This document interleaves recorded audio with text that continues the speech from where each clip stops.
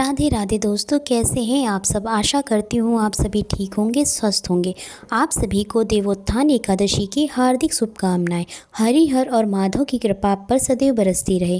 राधे राधे। देवोत्थान एकादशी व्रत कथा। देवोत्थान एकादशी का महत्व। धर्मराज युधिष्ठिर कहने लगे कि हे भगवान, मैंने कार्तिक कृष्ण एकादशी अर्थात रमा एकादशी का सविस्तार वर्णन सुना।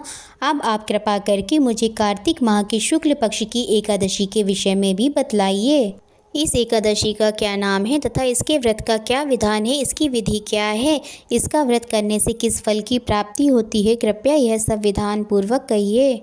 भगवान श्री कृष्ण बोले, कार्तिक माह के शुक्ल पक्ष में तुलसी विवाह के दिन आने वाली इस एकादशी को विष्णु प्रबोधनी एकादशी, देव प्रबोधनी एकादशी, देवोत्थान, देव उठौ एकादशी, देव उठनी एकादशी, कार्तिक शुक्ल एकादशी तथा प्रबोधनी एकादशी भी कहा जाता है।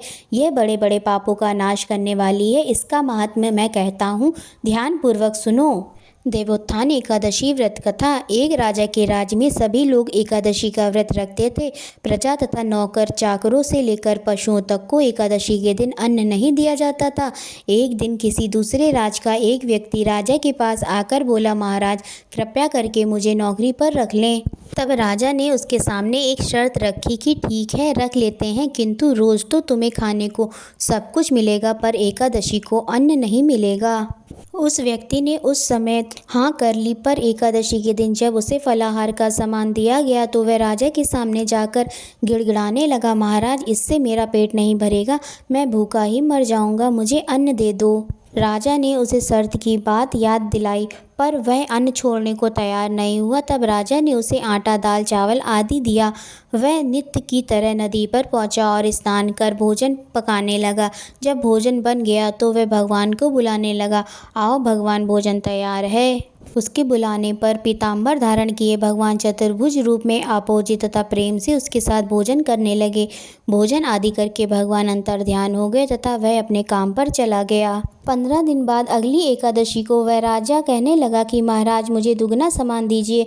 उस दिन तो मैं भूखा ही रह गया। राजा ने कारण पूछा तो उसने बताया कि हमारे साथ भगवान भी खाते हैं, इसलिए हम दोनों के लिए ये सामान पूरा नहीं होता।